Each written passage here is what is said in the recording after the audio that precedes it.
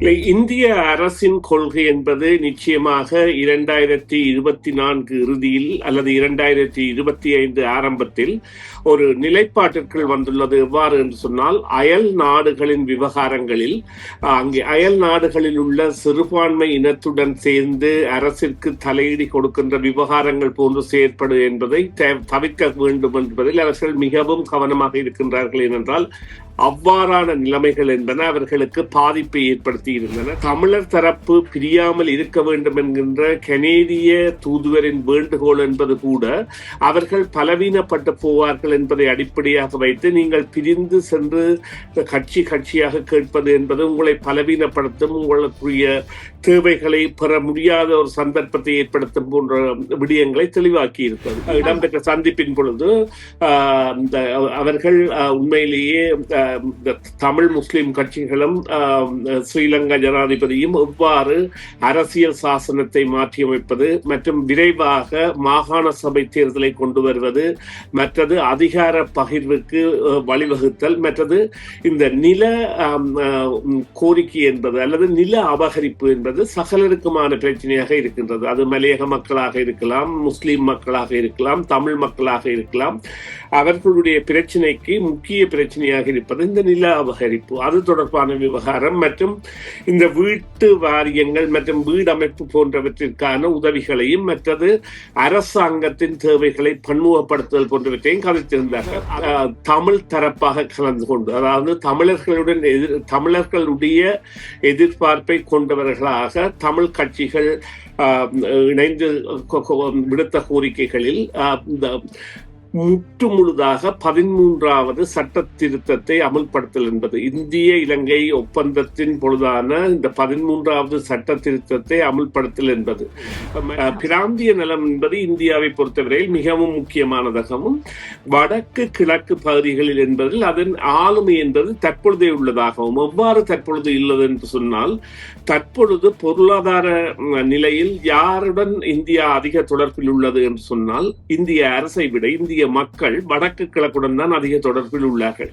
நாளாந்த விமான பயணம், கடற்பயணம் மற்றும் திருகோணமலையில் இருந்து கடற்பயணம் போன்றவை எல்லாம் அதிகமான தமிழ்நாடு மற்றும் தென்னக மாநிலங்களைச் சேர்ந்தவர்களையும் வட இந்தியர்களை கூடவும் இவ்வாறு கொண்டு வருவதன் மூலம் அங்கு பொருளாதாரம் என்பது மேம்படுகின்றது. அதே போல பொருட்களின் வரவு என்பதும் இலகுவாக்கப்படுகின்றது. சென்று வருபவர்கள் கொண்டு வருகின்ற பொருட்கள் அல்லது இந்த வடக்கு கிழக்கு மாகாணங்களில் தட்டுப்பாடுள்ள பொருட்கள் போன்றவற்றின் வரவு என்பதும் அங்கே வடக்கு கிழக்கில் அதிகமாக இருப்பதால் சிங்களவர்களிடையே இது குறித்த ஒரு பொறாமை இருப்பது என்கின்றதை ஐரோப்பிய ஒன்றியத்தின் தூதுவரே பத்திரிகையாளர்களிடம் வினவி இருந்தார்கள். இதற்காக தென்னிலங்கையில் ஒரு பயம் இருக்கின்றது, வடக்கு கிழக்குக்கு இந்தியாவுக்கும் அதிகம் நெருக்கம் இருக்கின்றது என்று. எனவே இந்தியாவிற்கும் வடக்கு கிழக்கிற்குமான நெருக்கம் என்பது காலாகாலத்திற்கும் இருக்க போகின்ற ஒன்று. இந்தியாவை பொறுத்தவரையில் சீனா மற்றும் அமெரிக்கா மற்றும் பாகிஸ்தானின் தாக்கம் கூட இலங்கையில் அதிகம் இருந்தால் அது கவலை கொள்கின்ற நாடாக இருக்கும் என்று சொன்னால், இந்தியாவிற்கும் இலங்கைக்கும் இடையேயான தூரம் என்பது வெறும் 20-21 கடல் மைல் தூரம் என்பது. எனவே அவ்வாறு அருகில் இருக்கின்ற ஒரு நாட்டில் இவ்வாறான சக்திகளின் தாக்கம் பெரும்பான்மையாக இருந்தால் அது இந்தியாவிற்கு தலையடியாக இருக்கும். எனவே அந்த விவகாரத்தில் நிச்சயம் இந்தியா கருத்தியல் கொண்டிருக்கின்றது. அதாவது தங்களுடைய ஆதரவு தளமாக இலங்கை இருக்க வேண்டும் என்பது அதில் அவ்வாறுதான் அது செயற்பட்டும் வருகின்றது. அதில் மாற்றம் இருக்காது.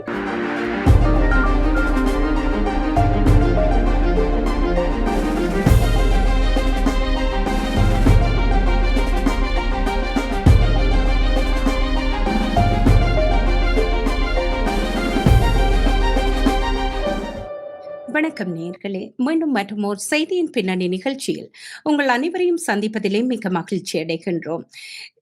இன்றைய தினம் இந்திய வெளியுறவு செயலாளர் விக்ரம் மிஸ்ரி அவர்கள் உத்தியோகபூர்வ விஜயம் ஒன்றை கொழும்புக்கு செய்திருக்கின்றார். இலங்கை அரசுடன் இருதரப்பு உறவுகளை வலுப்படுத்துதல், புனரமைப்பு திட்டங்கள், அதே நேரம் பொருளாதார ஒத்துழைப்பு போன்ற பல விடயங்களை அவர்கள் பேசியிருக்கின்றார்கள். அதே நேரம் இலங்கை தமிழ் மக்களின் அரசியல் எதிர்காலம் மற்றும் நில உரிமை சிக்கல்கள் குறித்ததொரு முக்கிய திருப்பமாக விக்ரம் மிஸ்ரி அவர்கள் எமது தமிழ் அரசியல் உயர்மட்ட தலைவர்களையும் சந்தித்து பேசியிருக்கின்றார். அந்த வகையிலே இன்றைய செய்தியின் பின்னணி களத்தில் மாகாண சபை தேர்தல் தாமதம் மற்றும் இராணுவ கட்டுப்பாட்டில் உள்ள எமது பூர்வீக நிலங்கள் கைவிடப்பட்டவையாக சித்தரிக்கப்படும் ஆபத்து போன்ற மிக முக்கியமான விடயங்களை நாங்கள் இன்று விவாதிக்க இருக்கின்றோம். அதற்காக நம்மோடு வழமை போல இணைகின்றார் எமது மூத்த அரசியல் ஆளுமை திரு சுரேஷ் தர்மா அவர்கள். வணக்கம் சுரேஷ் தர்மா. வணக்கம். வணக்கம் ஜோதி. வணக்கம் நேயர்களே. உங்களை நிகழ்ச்சிக்குள்ளே வரவேற்றுக் கொண்டு எமது உரையாடலுக்குள் செல்கின்றோம். இந்திய வெளியுறவு செயலாளர் விக்ரம் மிஸ்ரி அவர்களின் இந்த திடீர் வருகையும் அதே நேரம் மாகாண சபை தேர்தலை விரைந்து நடத்துமாறு கொழும்பு அரசுக்கு அழுத்தம் கொடுப்பதும் பிராந்திய அரசியலில் எந்த மாதிரியான மாற்றத்தை ஏற்படுத்த முனையும் என்று நீங்க கருதுகின்றீர்கள்? அதே நேரம் மற்றொரு கேள்வியையும் முன்வைக்கின்றேன். இந்தியாவின் இந்த மெத்தனமான ராஜதந்திரம் ஈழத்தமிழர்களின் அரசியல் உரிமைகளை மீண்டும் ஒரு முறை ஏமாற்றத்துக்குள் தள்ளும் நாடகமாக பார்க்க முடியுமா? நீங்க எப்படி நினைக்கிறீங்க? இந்திய அரசின் கொள்கை என்பது நிச்சயமாக 2024 இறுதியில் அல்லது 2025 ஆரம்பத்தில் ஒரு நிலைப்பாட்டிற்குள் வந்துள்ளது. எவ்வாறு என்று சொன்னால், அயல் நாடுகளின் விவகாரங்களில் அங்கே அயல் நாடுகளில் உள்ள சிறுபான்மை இனத்துடன் சேர்ந்து அரசிற்கு தலையீடு கொடுக்கின்ற விவகாரங்கள் போன்று செயற்படும் என்பதை தவிர்க்க வேண்டும் என்பதில் அவர்கள் மிகவும் கவனமாக இருக்கின்றார்கள். ஏனென்றால் அவ்வாறான நிலைமைகள் என்பன அவர்களுக்கு பாதிப்பை ஏற்படுத்தி இருந்தன. குறிப்பாக மாலைதீவு அரசாங்கம் அவர்களை எதிர்த்தது மற்றும் பங்களாதேஷ் அரசாங்கம் அவர்களை எதிர்த்தது, நேபாள் அரசாங்கம் அவர்களை எதிர்த்தது போன்ற விவகாரங்களின் பொழுது அவர்கள் கற்ற பாடமாக எடுத்துக்கொண்டது ஏனைய நாடுகளில் இடம்பெறுகின்ற பிரச்சனைகளுக்கான தீர்வுகளுக்கு அரசுகளுடனும் கட்சிகளுடனும் இணைந்து பயன்படுத்துவது அல்லது இணைந்து பயணிப்பதே ஒரு நடுநிலைமையாக இருக்கும் என்று இங்கே குறிப்பிடப்பட வேண்டிய விடயம் என்னவாக இருக்குமாக இருந்தால், நிச்சயமாக இந்த சந்திப்பிற்கு முன்னதாக நேற்றைய தினம் ஜனாதிபதி அனுரகுமாராவுடன் தமிழ் மற்றும் முஸ்லிம் கட்சிகள் சந்தித்து பேசியிருந்தன. இங்கே இப்பொழுது இருக்கின்ற நிலைமை என்னவென்று சொன்னால், வடக்கு கிழக்கு சனத்தொகையின் பிரகாரம் கிழக்கு மாகாணம் என்பது முஸ்லிம் மக்களை அதிகம் பிரதிநிதித்துவப்படுத்துகின்ற மாகாணமாக மாறிவிட்டது. குறிப்பாக அம்பாறை மற்றும் திருமலையில் அவர்களிடையே ஏற்பட்ட மிக அதிகமான சனத்தொகை என்பது அவ்வாறான ஒரு நிலைமையை கொண்டு வந்திருக்கின்றது. எனவே முஸ்லிம் மக்களும் இணைந்து இவ்வாறான விடயங்களில் செயற்பட வேண்டும் என்கின்ற ஒரு நிலைப்பாட்டிற்கு தற்பொழுது இந்த சர்வதேசம் மற்றும் ஏனைய தரப்புகள் வந்திருக்கின்றன. குறிப்பாக நீங்கள் பார்ப்பீர்களாக இருந்தால், இந்த ஐரோப்பிய ஒன்றியத்தின் செயலர் வருகையின் பொழுது கூட இவ்வாறான விவகாரங்கள் என்பன ஆராயப்பட்டன. அதைவிட தமிழர் தரப்பு பிரியாமல் இருக்க வேண்டும் என்கின்ற கனேடிய தூதுவரின் வேண்டுகோள் என்பது கூட அவர்கள் பலவீனப்பட்டு போவார்கள் என்பதை அடிப்படையாக வைத்து நீங்கள் பிரிந்து சென்று கட்சியாக கேட்பது என்பது உங்களை பலவீனப்படுத்தும், உங்களுக்குரிய தேவைகளை பெற முடியாத ஒரு சந்தர்ப்பத்தை ஏற்படுத்தும் போன்ற விடயங்களை தெளிவாக்கி இருந்தது. இந்த நிலையில் இப்பொழுது இவ்வாறான நிலையில் நேற்றைய தினம் இடம்பெற்ற சந்திப்பின் நேற்று தான் இடம்பெற்ற சந்திப்பின் பொழுது அவர்கள் உண்மையிலேயே தமிழ் முஸ்லிம் கட்சிகளும் ஸ்ரீலங்கா ஜனாதிபதியும் எவ்வாறு அரசியல் சாசனத்தை மாற்றியமைப்பது மற்றும் விரைவாக மாகாண சபை தேர்தலை கொண்டு வருவது, மற்றது அதிகார பகிர்வுக்கு வழிவகுத்தல், மற்றது இந்த நில கோரிக்கை என்பது அல்லது நில அபகரிப்பு என்பது சகலருக்குமான பிரச்சனையாக இருக்கின்றது. அது மலையக மக்களாக இருக்கலாம், முஸ்லிம் மக்களாக இருக்கலாம், தமிழ் மக்களாக இருக்கலாம். அவர்களுடைய பிரச்சனைக்கு முக்கிய பிரச்சனையாக இருப்பது இந்த நில அபகரிப்பு, அது தொடர்பான விவகாரம் மற்றும் இந்த வீட்டு வாரியங்கள் மற்றும் வீடமைப்பு போன்றவற்றிற்கான உதவிகளையும் மற்றது அரசாங்கத்தின் தேவைகளை பன்முகப்படுத்துதல் போன்றவற்றையும் கதைத்திருந்தார்கள். கொண்டிருக்கிறார்கள். அதற்கு அடுத்தபடியாக இன்றைய சந்திப்பு என்பதை இந்த இந்திய தரப்புடன் இடம்பெறுகின்ற பொழுது இந்திய வெளிவிவகார அமைச்சின் செயலர் அவர்களுடன் இடம்பெற்ற இந்த சந்திப்பின் போதான விடயங்களில் நிச்சயமாக தமிழ் தரப்பாக கலந்து கொண்டு, அதாவது தமிழர்களுடைய எதிர்பார்ப்பை கொண்டவர்களாக தமிழ் கட்சிகள் இணைந்து விடுத்த கோரிக்கைகளில் முற்று முழுதாக 13வது சட்ட திருத்தத்தை அமுல்படுத்தல் என்பது இந்திய இலங்கை ஒப்பந்தத்தின் பொழுதான இந்த 13வது சட்ட திருத்தத்தை அமுல்படுத்தல் என்பது மற்றது இந்த நீண்ட காலமாக மாகாண சபை தேர்தல் என்பது அங்கே இடம்பெறாமல் இருப்பதால் அந்த விவகாரத்தில் எவ்வாறு செயற்படுவது என்பதை நிச்சயமாக இலங்கைக்கு ஒரு அழுத்தத்தை கொடுத்து அந்த விடயத்தில் விரைவாக இலங்கை செயற்படுவதற்கு உதவுவது. மற்றது இந்த காணி விவகாரங்களில் இருக்கின்ற பிரச்சனை மற்றும் இராணுவத்தின் போலீசாரின் பிரசன்னம். இப்பொழுது பார்த்தீர்களானால் வடக்கு கிழக்கில் இராணுவத்தினர் விவசாயம் செய்து மரக்கறிகளை விற்கின்ற அளவிற்கு கூட அவர்களது பிரசன்னம் என்பது பெருகி போயிருக்கின்றது என்றால் அவர்களுக்கு காவல் காக்க வேண்டிய தேவையில்லை. அதாவது அவர்கள் இப்பொழுது விவசாய தொழில்களில் எல்லாம் ஈடுபட்டு கொண்டிருக்கின்ற நிலைமைகள் இருக்கின்றது. எனவே இவ்வாறாக காணிகள் பிடித்து வைத்திருக்க கொண்டிருக்கின்ற நிலைமைகளில் இருந்து அந்த காணிகளை விடுத்தல் மற்றும் இந்தியா இந்த ஒரு அதாவது இலங்கைக்கான ஒரு அழுத்த புள்ளியாக அல்லது ஒரு ஆதரவு புள்ளியாக இந்த அரசியலமைப்பு திருத்தம் போன்றவற்றில் இருத்தல் என்பது மற்றது அவர்கள் ஒன்றுபட்ட இலங்கை என்கின்ற அல்லது இறையாண்மை உள்ள இலங்கை என்கின்ற விடயங்களில் தான் இந்தியா முக்கியமாக கவனம் செலுத்துகின்றது என்பதை இந்திய தரப்பு தெரிவித்திருக்கின்றது. அதாவது இறையாண்மைக்கு மீறிய அல்லது இலங்கையின் ஒன்றுபட்ட இலங்கைக்குள்ளான ஒரு தீர்வுக்கான ஒரு வழியை அவர்கள் ஏற்படுத்துவதற்கான முயற்சியை எடுத்திருக்கின்றார்கள். அத்தோடு இந்த 13வது திருத்த சட்டத்தை கொண்டு வருவதாக இருந்தால் தென்னிலங்கையில் பாரிய மாற்றம் ஒன்று ஏற்பட வேண்டும் என்று சொன்னால் 1987ஆம் ஆண்டு இப்பொழுது 40 ஆண்டுகளாக போன்ற அடுத்த வருஷம் 40 ஆண்டுகளாக போகின்றன.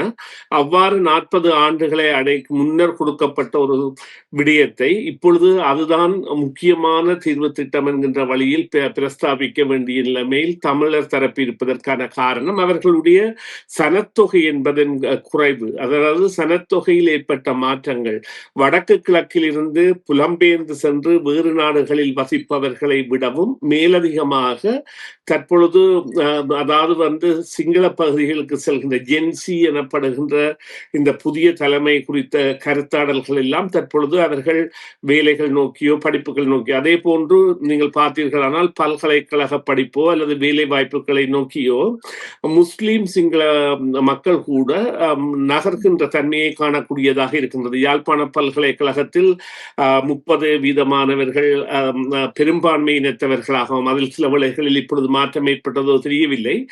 அதே போன்று 10-12% மாணவர்கள் முஸ்லீம் இனத்தவர்களாகவும் கல்வி கற்கின்ற நிலையும், அதேவேளை வடக்கை சேர்ந்த மாணவர்கள் ஏனைய பல்கலைக்கழகங்களில் சென்று பரந்து விரிந்து படிப்பதான தன்மைகள் போன்றனவெல்லாம் அங்கே இந்த சனத்தொகையில் ஒரு மாறுதலை கொண்டு வருகின்றது. இந்த நிலையில் அவர்கள் அவ்வாறான ஒரு தீர்வு திட்டத்திற்கு நோக்கி பயணிப்பதற்கு மாகாண சபையை முதல் ஆயுதமாக எடுத்திருக்கின்றார்கள். அதனை தேர்தலை நடத்துவதற்கு அதிகார பகிர்வை மேற்கொள்வதற்கு இந்தியாவை கேட்டிருக்கின்றார்கள். அதுதான் நாங்கள் ஒரு மூல பிரதியாக இந்த விவகாரத்தில் பார்க்கலாம். நிச்சயமாக நீங்க கூறுவது ஒரு புறம் இருக்க, இந்த இடத்துல சுரேஷ் தர்மா விக்ரம் மிஸ்ரி அவர்களுடைய இந்த ராஜதந்திர வருகையும் அதன் நகர்வுகளும் ஈழத்தமிழர்களுடைய உரிமையை விட இலங்கையில் இந்தியாவின் சொந்த பிராந்திய நலன்களை அடிப்படையாக கொண்டதாக நீங்க ஒரு கணம் பார்க்கவில்லையா? இல்லை, அதாவது பிராந்திய நலம் மிகவும் நல்ல கேள்வி.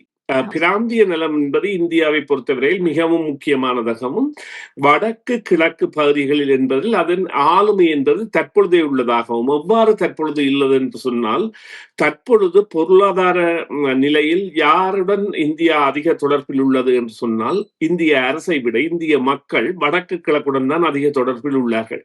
நாளாந்த விமான பயணம், கடற்பயணம் மற்றும் திருகோணமலையில் இருந்து கடற்பயணம் போன்றவை எல்லாம் அதிகமான தமிழ்நாடு மற்றும் தென்னக மாநிலங்களைச் சேர்ந்தவர்களையும் வட இந்தியர்களை கூடவும் இவ்வாறு கொண்டு வருவதன் மூலம் அங்கு பொருளாதாரம் என்பது மேம்படுகின்றது. அதே போல பொருட்களின் வரவு என்பதும் இலகுவாக்கப்படுகின்றது. சென்று வருபவர்கள் கொண்டு வருகின்ற பொருட்கள் அல்லது இந்த வடக்கு கிழக்கு மாகாணங்களில் தட்டுப்பாடுள்ள பொருட்கள் போன்றவற்றின் வரவு என்பதும் அங்கே வடக்கு கிழக்கில் அதிகமாக இருப்பதால் சிங்களவர்களிடையே இது குறித்த ஒரு பொறாமை இருப்பது என்கின்றதை ஐரோப்பிய ஒன்றியத்தின் தூதுவரே பத்திரிகையாளர்களிடம் வினவி இருந்தார்கள். இதற்காக தென்னிலங்கையில் ஒரு பயம் இருக்கின்றது, வடக்கு கிழக்குக்கு இந்தியாவுக்கும் அதிகம் நெருக்கம் இருக்கின்றது என்று. எனவே இந்தியாவிற்கும் வடக்கு கிழக்கிற்குமான நெருக்கம் என்பது காலாகாலத்திற்கும் இருக்க போகின்ற ஒன்று. அதன் காரணமாக அதன் ஆளுமை மற்றும் அதிகாரங்கள் என்பதும் மற்றும் இலங்கை அரசிற்கு அது வழங்குகின்ற நிதி ஊட்டல்கள் திட்டங்கள் இப்பொழுது அண்மையிலே இப்பொழுது ஒரு வாரத்திற்கு முதல் ஒரு பெரிய பாலம் ஒன்று அதாவது துவாத் புயலின் பொழுது தாக்கி அளிக்கப்பட்ட பாலம் ஒன்றை கட்டுவதற்கான முழு பணியும் முடிந்த திட்டமாக அதற்கு 1.3 மில்லியன் அமெரிக்க டாலர்கள் செலவானதாகவும் அந்த முழு செலவையும் இந்தியாவும் எடுத்ததாகவும் இந்தியாவின் இராணுவ பொறியியலாளர்கள் போன்றவர்கள் வந்திருந்து என்றால் அது ஒரு உயரமான பகுதியில் இலங்கையின் மலை சார்ந்த பகுதி ஒன்றில் இருக்கின்ற பாலம் ஒன்றின் கட்டுமானம் என்பது சிதைவடைந்த பொழுது அதனை சீர்திருத்துகின்ற பணி கடந்த வாரம் முடிவடைந்திருந்தது. அவ்வாறான செயல்களில் கூட இந்தியா ஈடுபட்டு தனது ஆதிக்கத்தை வைத்திருக்கின்றது. இந்தியாவை பொறுத்தவரையில் சீனா மற்றும் அமெரிக்கா மற்றும் பாகிஸ்தானின் தாக்கம் கூட இலங்கையில் அதிகம் இருந்தால் அது கவலை கொள்கின்ற நாடாக இருக்குமே என்று சொன்னால் இந்தியாவிற்கும் இலங்கைக்கும் இடையேயான தூரம் என்பது வெறும் 20-21 கடல் மைல் தூரம் என்பது. எனவே அவ்வாறு அருகில் இருக்கின்ற ஒரு நாட்டில் இவ்வாறான சக்திகளின் தாக்கம் பெரும்பான்மையாக இருந்தால் அது இந்தியாவிற்கு தலையடியாக இருக்கும். எனவே அந்த விவகாரத்தில் நிச்சயம் இந்தியா கருத்தியல் கொண்டிருக்கின்றது. அதாவது தங்களுடைய ஆதரவு தளமாக இலங்கை இருக்க வேண்டும் என்பது அதில் அவ்வாறுதான் அது செயற்பட்டும் வருகின்றது. அதில் மாற்றம் இருக்காது.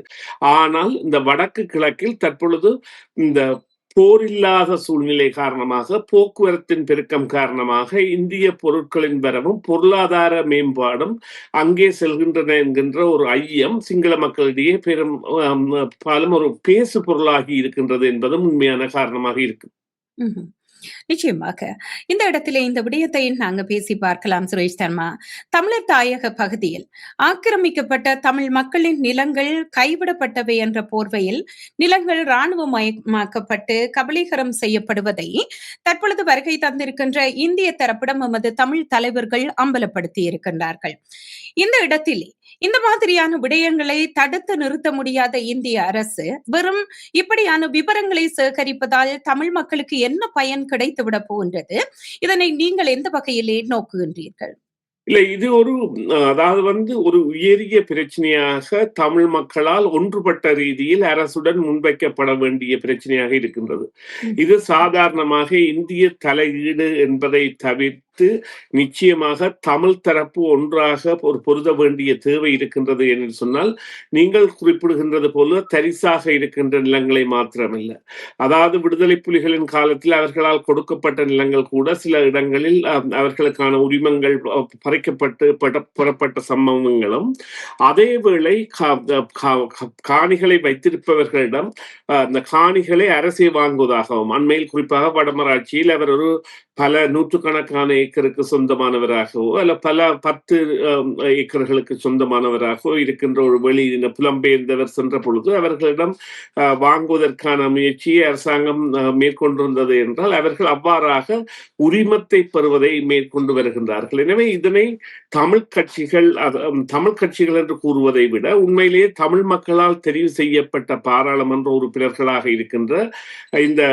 அனுரகுமாராவின் கட்சியைச் சேர்ந்த 4 பாராளுமன்ற உறுப்பினர்களுக்கு கூட இந்த கடமை இருக்கின்றது. முக்கியமாக அவர்கள் 4 பேர் அல்ல, வடக்கு கிழக்கை இணைத்தால் அவர்கள் ஒரு 11-12 பேர் வரக்கூடிய தன்மை இருக்கின்றது. அவ்வாறாக இருக்கின்ற பொழுது அவர்களுக்கு நிச்சயமாக இந்த தேவை இருக்கின்றது. அவர்கள் அதனை செய்ய வேண்டும். அவர்கள் இதில் தாங்கள் அரசு சார்ந்தவர்கள் என்று பார்க்காமல் தாங்கள் பிரதிநிதித்துவப்படுத்துகின்ற இடத்தின் காணிகள் பறிபோகாமல் இருப்பதற்கு ஒரு இணைந்த வேலை திட்டத்திற்குள் ஏனைய தமிழ் கட்சிகளுடன் வர வேண்டும். இந்த தமிழ் கட்சிகள் இந்த விவகாரத்தில் பொருதுதலை தவிர்த்து ஒன்றாக இணைந்து பயணித்தல் என்பதை அவர்கள் செய்வார்களாக இருந்தால் நிச்சயமாக இதில் வெற்றி பெறக்கூடிய தன்மை இருக்கும். அதுதான் உங்களுடைய கேள்விக்கான விடையாக இருக்கும். ஆனால் இது நிச்சயமாக இந்தியாவின் தலையீடு இல்லாமல் இலங்கை அரசுக்கும் தமிழர்களுக்குமான தமிழ் கட்சிகளுக்குமான ஒரு அதாவது அது ஒரு பொருதுபட்ட அல்லது அதிமுக்கியமாக எடுத்து ஆளப்பட வேண்டிய விடயமாக மிகவும் காரசாரத்திற்கு உள்ளாகக்கூடிய ஒரு விடயமாக இது இருக்க வேண்டும். அதனை அவர்கள் செய்ய வேண்டும். இப்பொழுது என்றால் உள்ளக பிரச்சனை என்பதில் நிச்சயமாக இந்தியா கூட இலங்கை அரசுடன் கதைத்து தீர்ப்பதற்கான முயற்சியில் ஈடுபடுவதை விட தமிழர்கள் ஈடுபடுவதுதான் சால சிறந்தது என்றால் அது பிளவுகளுக்கு அல்லது கால தாமதத்துக்கு வழிவகுக்காமல் அவ்வாறான ஒரு நிலைமையை ஏற்படுத்தும். அது வாக்கு வங்கியில் கூட மாற்றத்தை ஏற்படுத்தும். அவ்வாறான நிலைமைதான் உண்மை. கண்டிப்பா. மிக்க நன்றி சுரேஷ் தர்மா. இன்றைய உரையாடல் மூலம் மாகாண சபை தேர்தல் தாமதத்தின் பின்னணியில் உள்ள அரசியல் கணக்குகளையும் அதே நேரம் கைவிடப்பட்ட நிலங்கள் என்ற பெயரில் தமிழ் மக்களின் தாயக பகுதிகள் சுவீகரிக்கப்படும் நுட்பமான ஆக்கிரமிப்பையும் தெளிவாக புரிந்து கொள்ள முடிகின்றது. மிக்க நன்றி உங்களுக்கு. இந்த மாதிரியான ஒரு அடர்த்தியான அறிவார்ந்த அரசியல் பார்வைக்கு மீண்டும் நன்றியை தெரிவித்துக் கொள்கின்றோம். மற்றொரு செய்தியின் பின்னணி களத்திலே சந்திக்கலாம். ஆம், நன்றி ஜோதி.